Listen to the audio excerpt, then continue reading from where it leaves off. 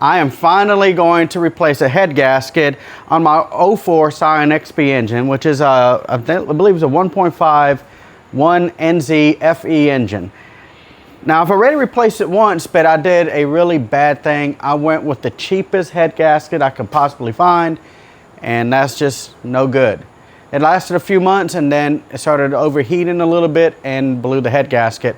So this time I'm going to do it the right way. Well, kind of a quick head gasket on this engine. So I went and bought this.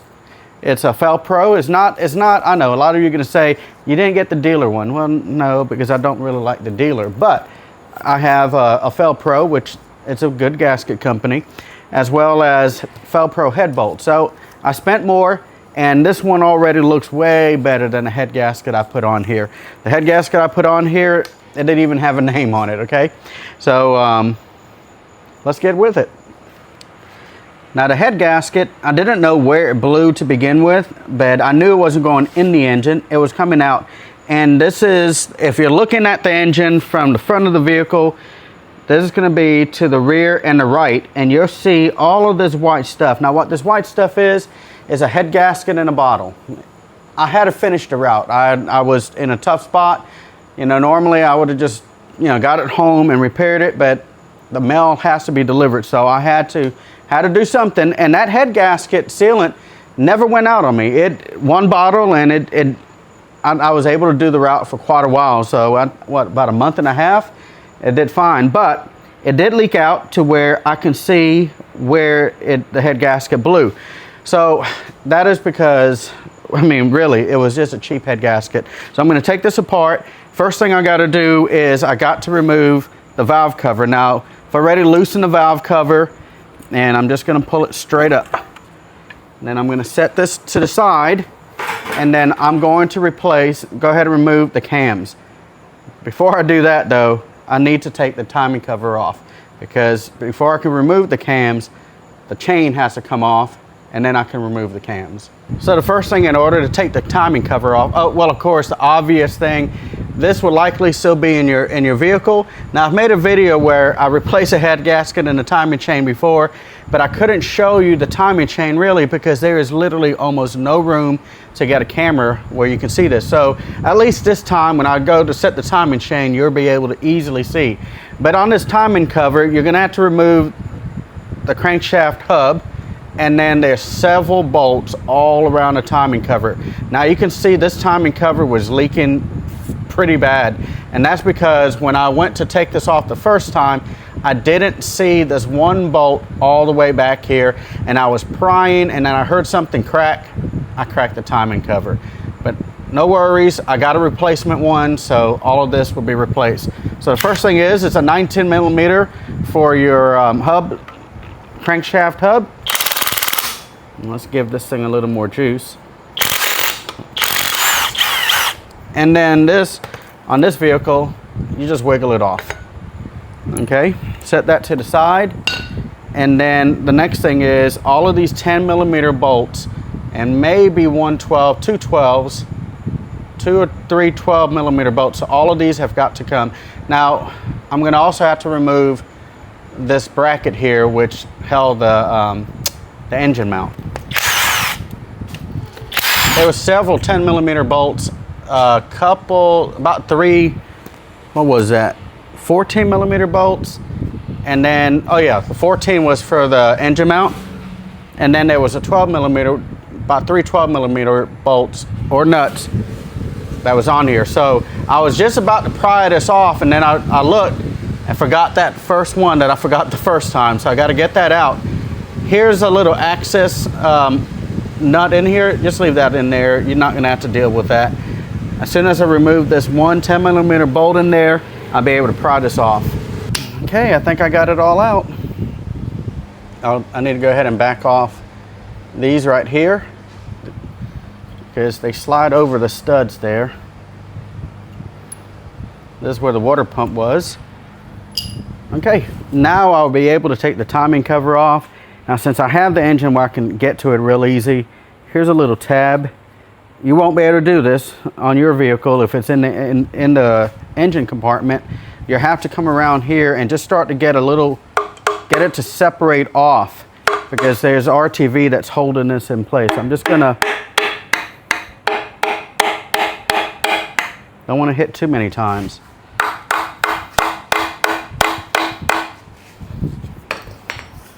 Okay. You know what, I am gonna pry. I'm gonna put it right on this camshaft bolt and just push a little bit. I don't want to push too hard because I don't want to damage the camshaft. I definitely don't want to go in there.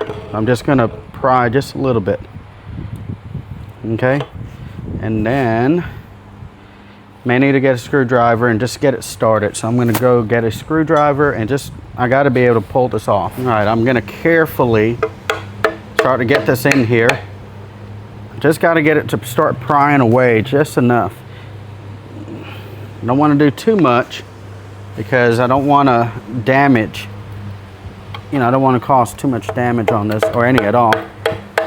See, and as I go down, I'm just breaking the RTV. Ah, you heard that? Now it's starting to come off. And I'm going to have to do the same on this side. And what I'm going to do is I'm going to try to find a place where I can start to pry in there.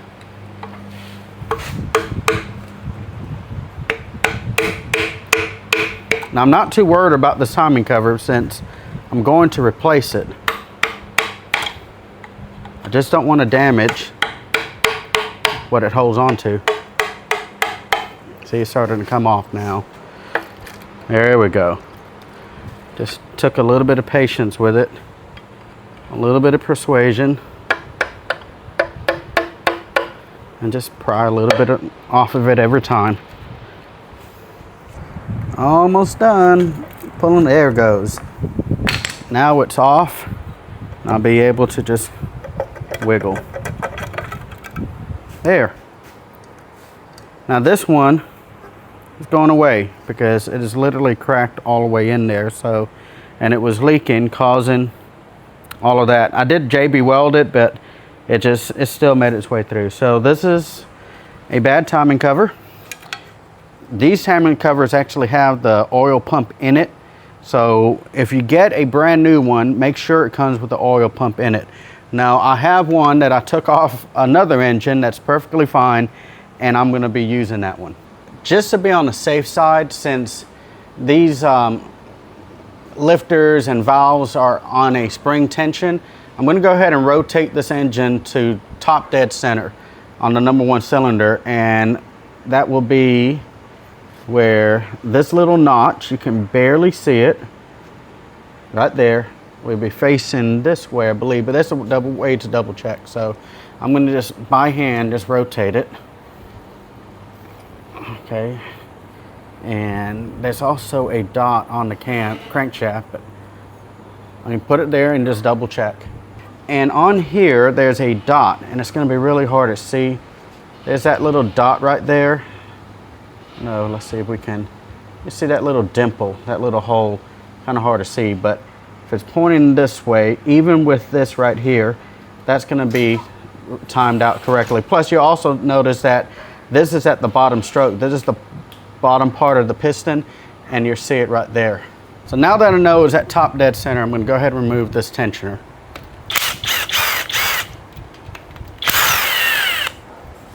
And then as soon as I get this out of there, there's my slack. And I can just slide this off, and I'll be able to pull the chain off. Now what I'm going to do to be able to make sure I know where everything goes back together, I'm going to go ahead and put these 10mm bolts that hold the tensioner back in place. And I'm going to do the same thing for the timing guide on this side, because that one is on the head and this one's down here on the bottom part of the engine. So I'm going to remove those and then just put the bolt back on there.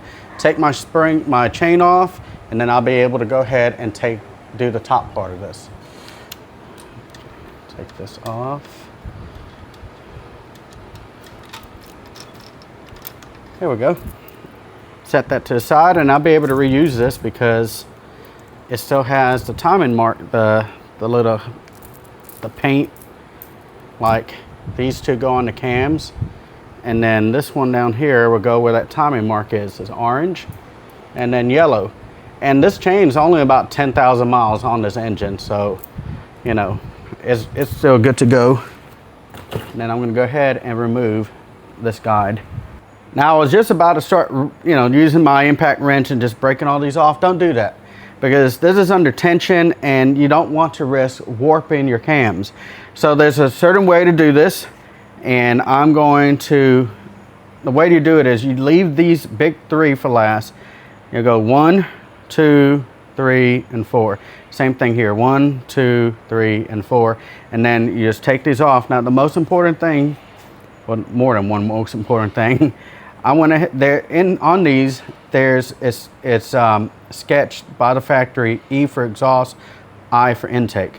And what I'm going to do, very important, you take these caps and you set them aside in order.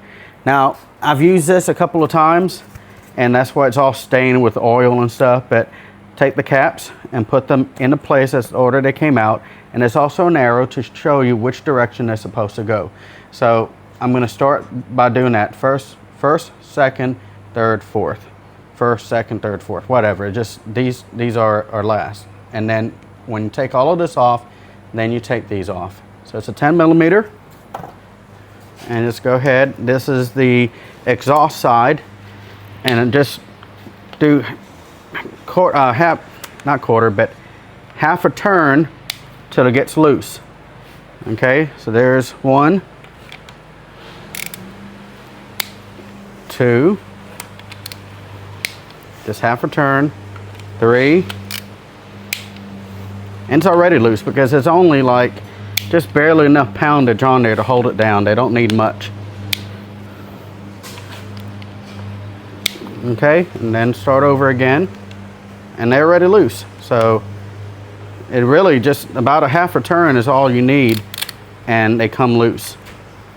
I think, I know, don't quote me on this, I'll know back when I do it later, but things like 9 foot-pounds is what hold this in. So, but don't quote me on that, I'll have to double check. So I already got these loose. I'm gonna go ahead and break these loose as well. So half a turn, which I can already feel, that's all it needed. Oops, that one slipped. Okay, get down on there right, and then just break them loose.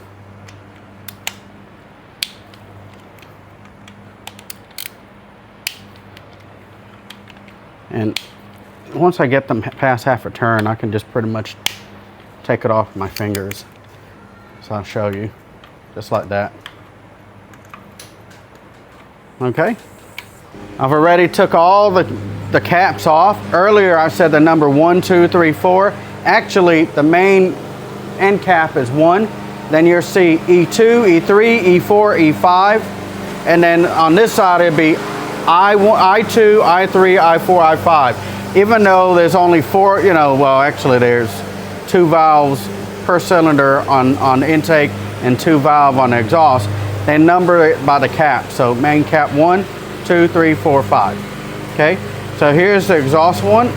Just pull straight up and then set it where it won't get damaged. Go figure.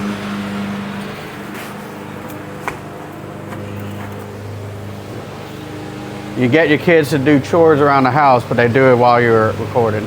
All right, so, and then take this one and put it inside as well. Now notice how I did all the caps. They're all in line, facing the right direction, and I'm gonna put these where they're not gonna get knocked over or anything like that. You know, that's, and if I was to get one out of place, real easy because they're numbered and in which direction they're supposed to go. Here's the Toyota head bolt tool. It's like a glorified hex. I mean, Torx, but it's got 12 points on it.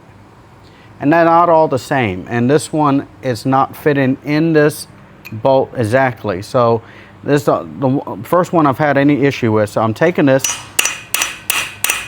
and I'm tapping it down as far as it will go.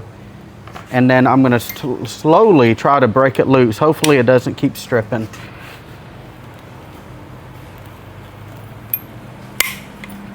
Oh, what a wonderful sound that is. Okay, it broke a quarter way loose. So the way you're supposed to break these loose, and I started because I wanted to make sure, you know, that I just got impatient, started. All right, so it is 1, 2, 3, 4, 5, 6, 7, 8, 9, 10. So you start from the outside and just bounce around till you get there. So I already got the first one broke loose, which was right here. Went to the second. Third is the one that was giving me an issue. Now I'm gonna go to 4, push it all the way down in there, and then just go a quarter turn, which I've already broke that loose. So it was number 5 I haven't got to. Again, got it all the way down, make sure it's all the way in there, and go a quarter of the way.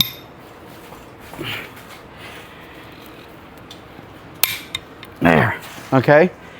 Take it out, don't go all the way out because you don't want to warp the head. Go to number 6, and the initial break is going to be the toughest. All right, that's 6, 7.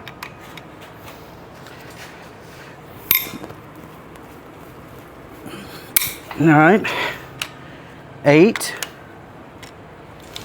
all the way down. That one wasn't so tight. So I didn't really follow, I've kind of just learned this. So since these Toyota head bolts are like this, and they have this where it's not a socket, but you got to put the head bolt removal tool, the head bolt tool in here. See, that collects oil so well. And what is it about a liquid? It doesn't compress.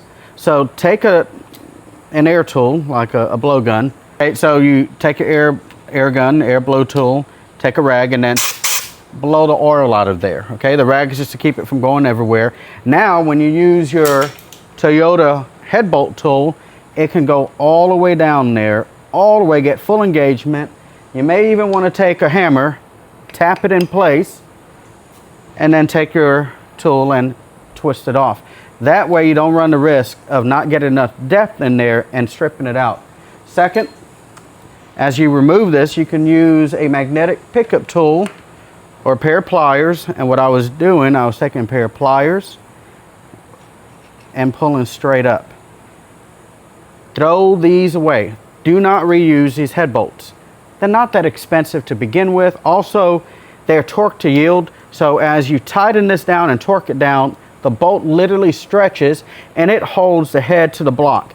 If you reuse these, trying to be a cheapskate, or maybe you have to, but if you reuse these, one, you're not going to get the right torque. Second, because it's already stretched. Second, you run the risk of snapping this in the block as you're torquing down. And believe me, you don't want to have to deal with that headache. So throw it away and buy some new ones. Now on this one NZ FE engine, it has washers that go on the bolt and doesn't come up with it. So you either use a magnetic pickup tool or a pair of needle nose pliers and carefully try to get it out of there. Now if you drop one into the engine, it's going to be a bit of a pain, but don't freak out. So because I've already done it. So let me grab this flashlight and I'll show you what happened. Can you see that straight down there? Let me get the light in there. There's a washer right down in here. You're gonna have to angle. Okay, hold on. There it is. You see it just barely sitting there. I'm gonna take this magnetic pickup tool and carefully, oh, there, I got it, and pull it out. Now I had another one fall in on this side, and I mean, it went all the way down, and I could just get this magnetic pickup tool in there and get this washer out. So I got one more, and I'm just gonna keep using this tool, and there it is. So all the head bolts and washers out of this, now should be able to remove the head. Now if you notice, I didn't remove any of these I call them lifter buckets. Not gonna be able to get it out right now. I'll pull these out. Well, here we go. This sits on top of the valve spring, and just, you know, the cam lobe rides on there. I'm gonna pull these out when I go to clean this head off. So I'm gonna pull them out and keep them in order. So let's get this head off. I believe I got all the bolts out. All right, here we go. I'm gonna tap it. All right, starting to come up. Let me get it all the way around. All right, and it should come up. May have to do a little wiggle. There's the head right there. And look at here, you can see, let me put this head down.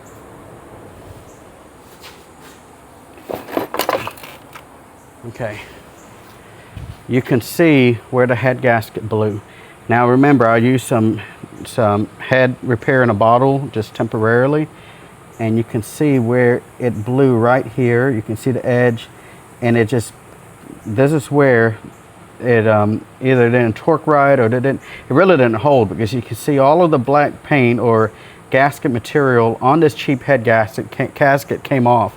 So never use a cheap head gasket. Thankfully it didn't leak within the cylinder and cause more issues. So this head gasket is junk. And look, I got all of this silicate that I'm gonna have to remove. Oh, this is gonna be a headache, but I'll do it. See, that's what was filling in the gaps, and that is basically glass. So before I can go any further with that, I'm gonna have to definitely clean this out. I know some of you are like, well, I would never use head gasket in a bottle. I was on the route, I needed to get the job done, and it was gonna be a while before I can replace the engine or head gasket or whatever. So I used it, and what it is silicone, silicates or whatever. Once the engine gets to operating temperature, it plugs up the gaps and then turns into like a glass. And that's what you see right here. So I'm gonna have to break all that loose, get all as much of that as I possibly can. And then the next video, you're seeing me putting the new head gasket on here and rocking and rolling. Mailman Mechanic, see you at the mailbox. Girls, stop being so mean.